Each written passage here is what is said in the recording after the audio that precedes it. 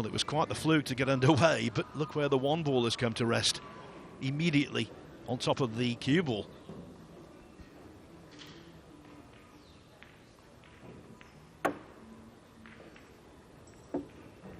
Beauty there.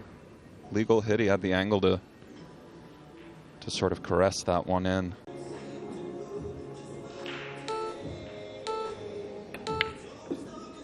Tried to cheat the pocket to give himself a slightly easier shot on the 8. Oh, it did drop, excuse me, pardon me. Well, that was the ultimate delayed reaction. His heart must have been in his mouth. Indeed, it looked like he even slammed the chalk frustratedly, and then the ball obliged.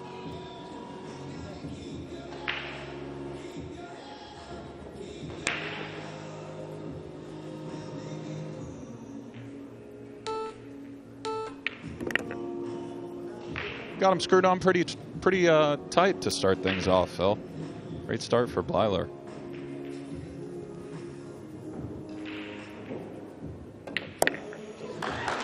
It is quite clear from that Joseph Blyler is no ordinary Joe.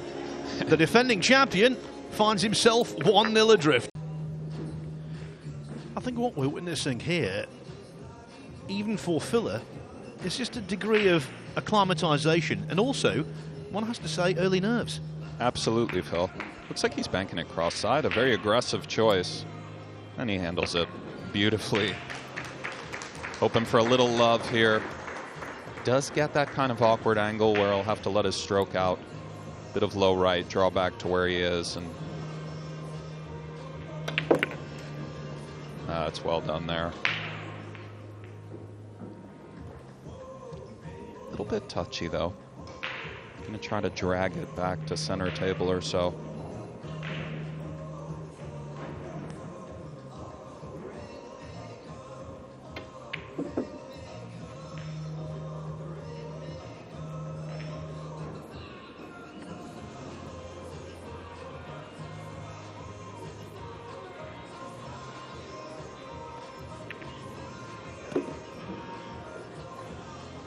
It looked as though normal service is going to be resumed.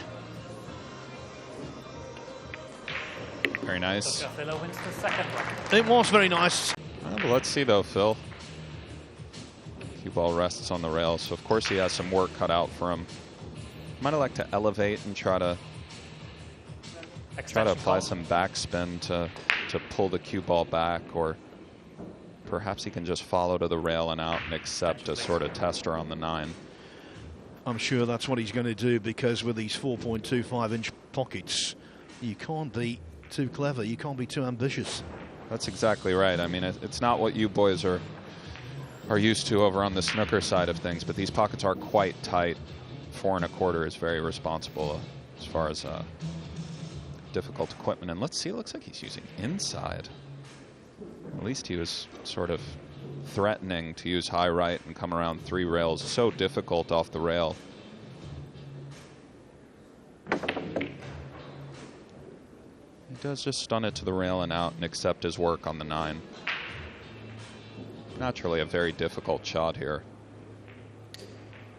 Well, even for a terrific potter like Filler, this is most certainly missable.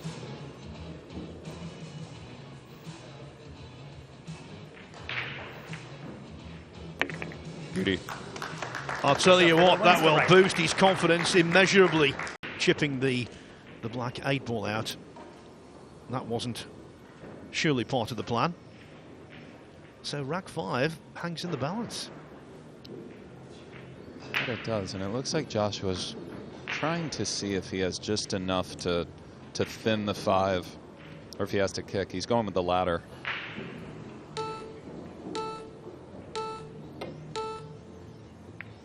Oh my, Phil. Oh. Well, that's not too bad there, guys. I mean, my goodness. Well, that is a kick extraordinaire, and for Joseph Blyler, a kick in the teeth. I think he's hooked on the 2 from the 8. Looks a little bit displeased, and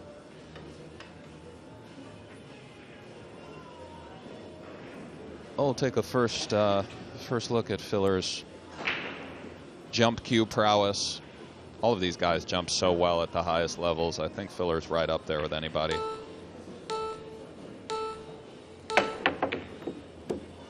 I mean, come on, guys, what's going on? You know, it's when they're straight, it's one thing, but to just jump, slice it down the rail, and come 1-2 across is, wow. Doubly score. Yeah, I think we want to just roll this one in, although you could consider following around. With the new cloth that's played in tournaments, it can get a bit slippery.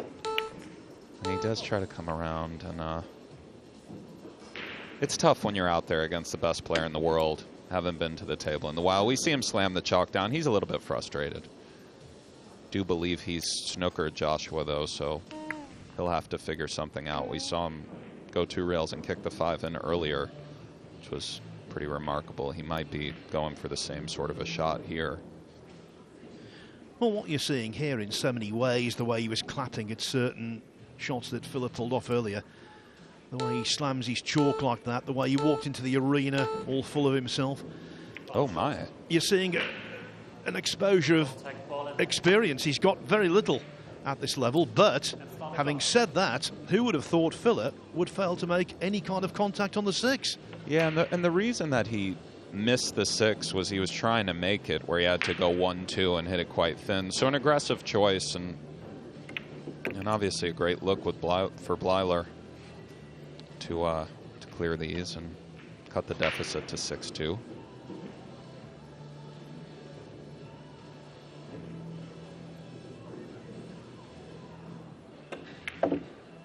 Uh-oh. It's got to settle. Does just settle, so close to his work, but should be okay to just pinch it back. Play the 9 in the bottom left.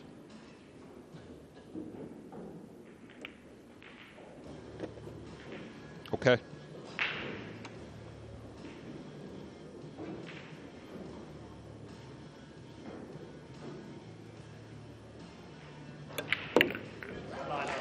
Joseph Blyler gets off 1 onto 2. He missed the 6, but then Philip missed the 6 completely. That was the story of that rack. Yeah.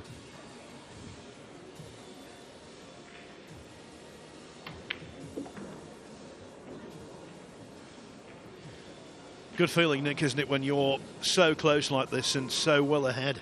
It is. Pinches it back ever so slightly to give himself a little wiggle room on the 8 to get position on the 9. Beautiful watching the German work, Phil, this Atlantic City morning. Joshua Filler wins the rack and the match. So there it is, to no one's surprise, perhaps only to the surprise of Joseph Blyler. The local is defeated. The man who is trying to defend this title, Joshua Filler, comes through impressively and quickly. He defeats Joshua Blyler in our first match on the main table here at the US Open at Harrah's Resort in Atlantic City by 9 racks to 2.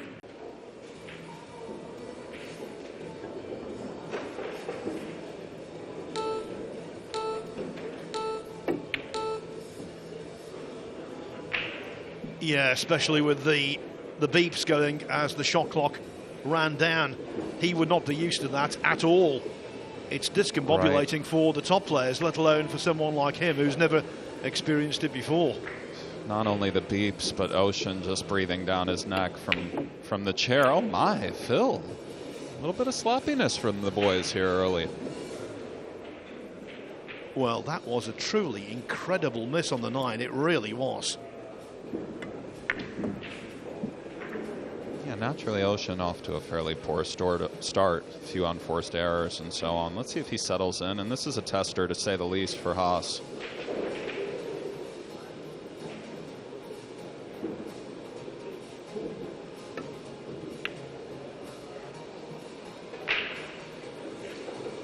Well,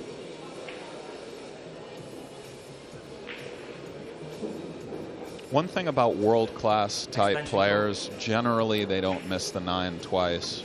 You know, this shot Ouschan has is difficult, but usually if you give these guys another chance, they start to get dialed right in. Let's see.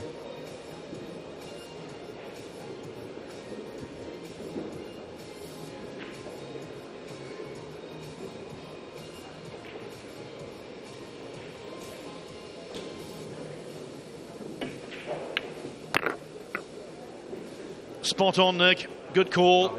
Albin Ouschan, after missing a really easy 9-ball, was able to make amends.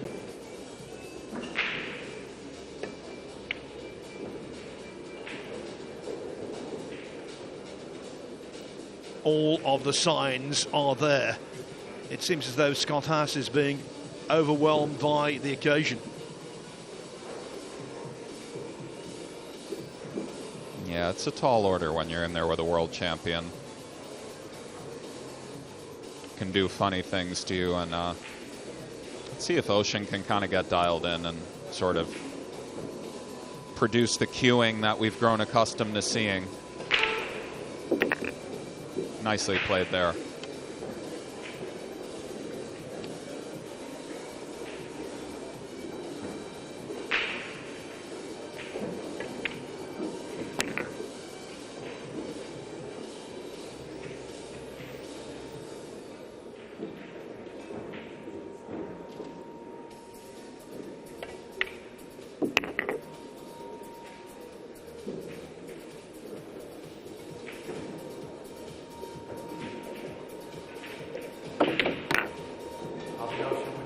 Well, I must say, although I'm loath to use the word mismatch, you get the feeling this could be precisely that.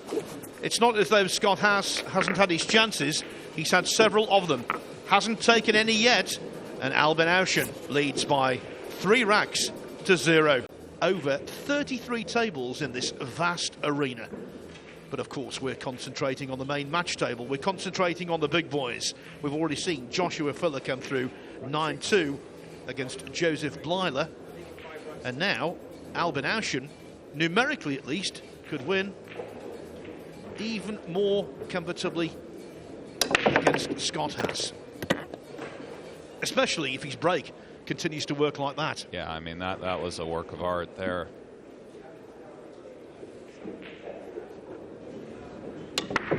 See, the corner ball went in, the 1 in the side, and then the 7 followed the 1 in. So, I mean, corner ball and the 1 in the side is ideal. I like the side pocket here, Nick. Just draw a little bit over to the left side and shoot the 6 long. Yeah. It's kind of weighing the nuance of the angle, but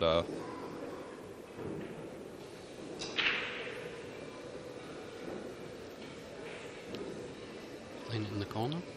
I guess he thought it was just a hair steep. Maybe it was a little steeper than it looked on screen. Nice stroke on that ball Yeah. there. You probably didn't see it, Jason, but in the second rack, Albin missed the 9-ball to the bottom right-hand pocket. You wouldn't believe he missed it. Kind of a hanger. He sort of let his stroke out, kind of hit it a little hard, you know, and just bobbled it. Maybe he took it thinking he wasn't going to miss it. Maybe took it for granted Something a little like that. bit. Do you have a preference here, Jason? Are we pulling it back for the 7 in the side, or I guess it's angle dependent? I think there. This might be a touch awkward. Yeah, I think that shot there, I might have punched it out to the middle of the table, gone forward. This way, he's still good. He can stun this ball up for the 8. I don't think he's gonna go forward. He is. You know, the point I was making is that he missed that 9-ball, and generally in the first 3 racks, really, he didn't look at all in the game. But since then, he's got right into it, and he looks his usual formidable self.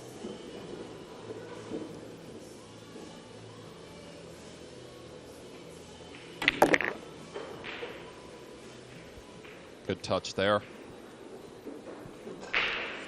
And the unfortunate 9-0 seems to be sliding in for Mr. Haas.